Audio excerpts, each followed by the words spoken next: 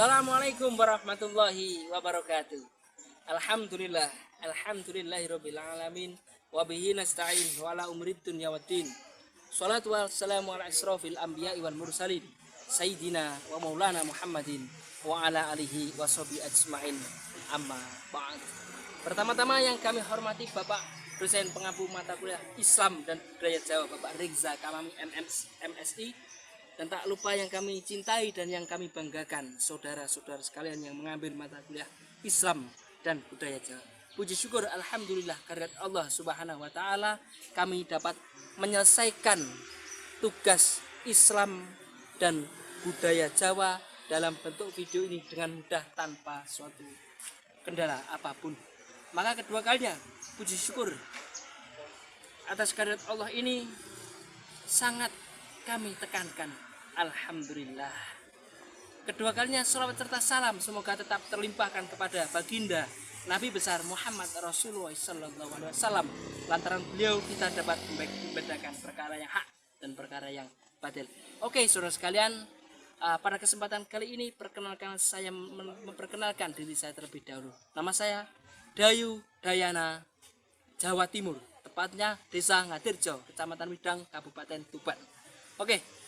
Maka di sini kami akan membahas tentang budaya Islam, budaya Jawa pra-Islam pada masa Hindu dan Buddha.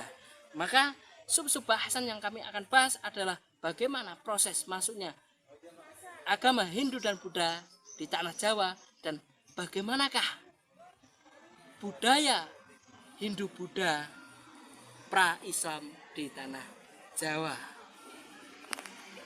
Berbicara tentang kebudayaan Jawa pra-Islam masa Hindu-Buddha, maka pada awalnya kita akan berbicara tentang masuknya Hindu dan Buddha di tanah Jawa. Masuknya Hindu dan Buddha di tanah Jawa tidak bisa dipisahkan dengan adanya hubungan pelayaran dan perdagangan antara India dan Cina yang melewati wilayah-wilayah kepulauan di Nusantara. Maka dari situ dimungkinkan para pedagang-pedagang dari India dan dari Cina melewati kepulauan Nusantara dan singgah di kepulauan Nusantara itu dan menjalin hubungan dengan masyarakat. Maka dengan adanya hubungan tersebut di dalam masyarakat, maka akan terjadinya akulturasi budaya, yakni budaya Hindu dan Buddha dengan budaya-budaya di tanah Jawa.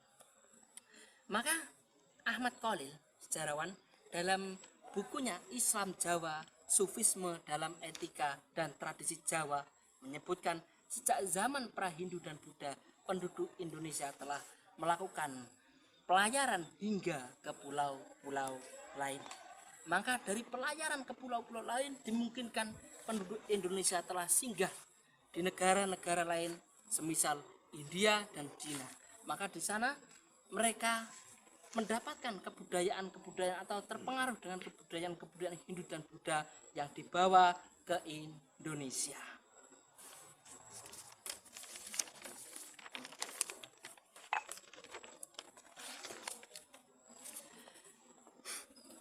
Maka Sissyberg, sejarawan, menyebutkan ada pemuda yang bernama Aji Saka dari India yang berhasil menguasai sebuah negeri di Nusantara, yakni Madang Kemulan, yang diprediksikan pada 78 Masehi.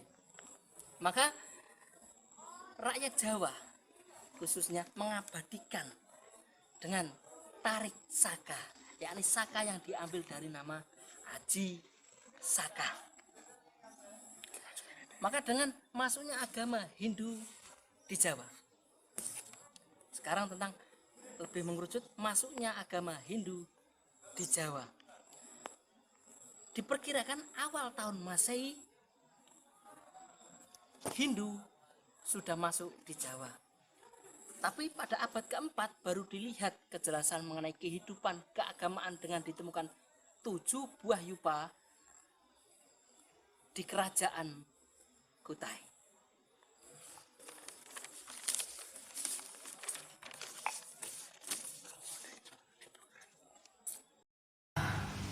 perihal yang selanjutnya terkait dengan masuknya agama Buddha di tanah Jawa. Maka sebelum kita mulai pembahasan yang lebih lanjut, mari kita minum kopi terlebih dahulu.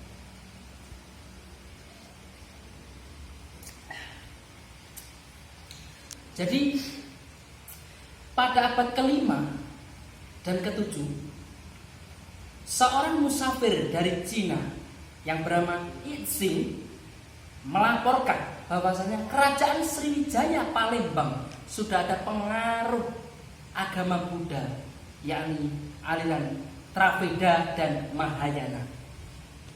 Coba kita tengok saja Borobudur, Candi Borobudur yang dibangun pada masa Samaratungga yang berkisar pada tahun 312 sampai 832 Masehi, yakni beraliran Mahayana.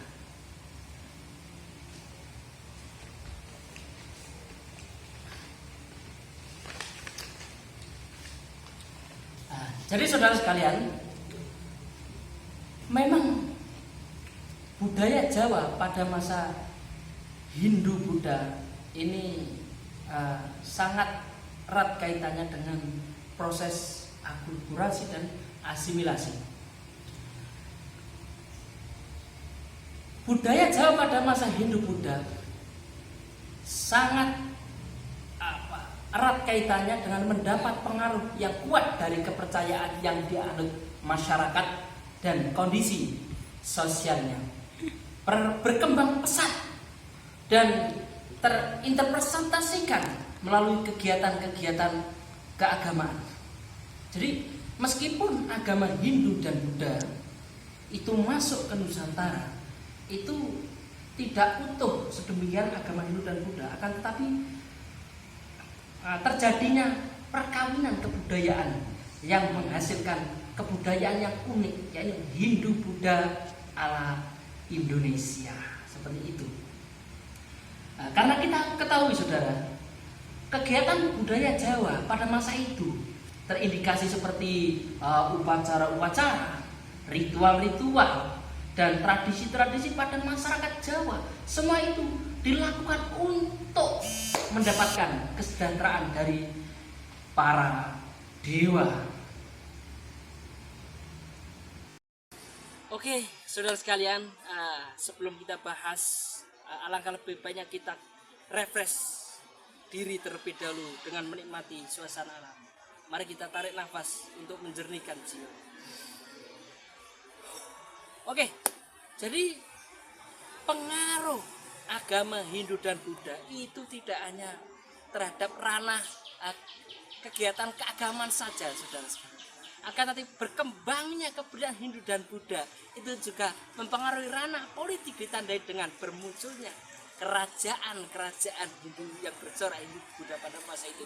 Misal adanya kerajaan Kutai, Tarumanegara, dan kerajaan Singosari, Majapahit, dan lain sebagainya. Dan lebih luas lagi, itu kerajaan-kerajaan yang di Bali itu banyak yang bercorak Hindu dan Buddha. Karena kan adanya Sailendra dan lain-lain, ya. Maka di sini kerajaan raja-raja Indonesia itu menganut falsafah politik dari kerajaan-kerajaan yang ada di India. Misalnya, raja itu dianggap sebagai keturunan dewa yang memiliki peran sangat penting dan harus dikultuskan oleh masyarakat. Salah satunya itu. Nah, saudara sekalian, masyarakat Jawa pada masa itu berlapis-lapis kasta atau terdiri dari berlapis-lapis kasta. Misalnya ada kasta Brahmana, yakni yang terdiri dari tokoh agama, katakan para biksu, para pendeta, ya, itu Brahmana. Ada lagi kesatria, yakni para priai atau para bangsawan, nah, itu kesatria. Ada Waisya, yakni para pedagang, para petani dan lain sebagainya. Dan di bawahnya lagi ada kaum Sudra atau katakan kaum buruh. Kalau bahasanya ada yang mengatakan kaum proletar ya dan lain sebagainya. Di bawahnya lagi ada namanya kasta paria, yakni kasta buangan, yakni kasta yang tidak mengindahkan aturan, atau dari kasta atas dan kasta bawah terjadi perkawinan, akhirnya itu menyalahi aturan dan jadilah kasta paria, yakni kasta buangan. Maka oke, jadi daripada itu semua ada peninggalan sejarah pada masa Hindu Buddha. Katakan adanya sesaji untuk Dewi Sri ya. Kalau kita lihat dari masyarakat pedalaman itu masih kental dengan budaya-budaya kuno, itu ada persembahan untuk Dewi Sri, Dewi Padi, untuk rasa syukur mereka, untuk mencapai rasa syukur. Itu salah satu bentuk daripada budaya-budaya hidup Buddha yang masih kuno. Dan ada lagi sedekah bumi atau bentuk syukur kepada dewa bumi atas melimpahnya panen ya, itu juga ada. Selamatan ya, apabila untuk membangun rumah ya, tanahnya masih baru, itu diadakan selamatan untuk menetralisir makhluk halus ya, itu juga ada.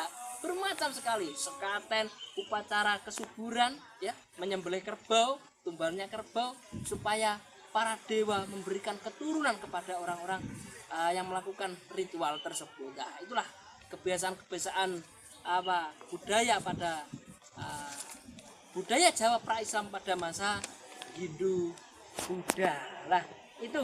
Tapi saudara sekalian, alhamdulillah sekarang ini budaya-budaya yang bercorak Hindu Buddha itu dengan masuknya Islam terjadi ajaran-ajaran baru. Katakan kecekel iwae ora butek banyune, itu falsafah Bali sama. Meskipun dakwah secara halus ya, tidak secara kasar, akan tetapi dapat merangkul semua masyarakat Islam dengan tadi ya itu. Jadi demikian pemaparan kami tentang budaya Jawa pra-Islam pada masa Hindu dan Buddha. Demikian, semoga apa yang kami sampaikan bermanfaat bagi saudara sekalian, dan apabila ada tutur kata dan suguhan kami yang kurang berkenan itu mutlak kesalahan dari kami, dan apabila ada kelebihan itu semua mutlak dari Allah Subhanahu wa taala. Demikian, kita akan berjumpa lagi pada season selanjutnya. Billahi taufiq wal hidayah wal ridha wal niyah. Wassalamualaikum warahmatullahi wabarakatuh.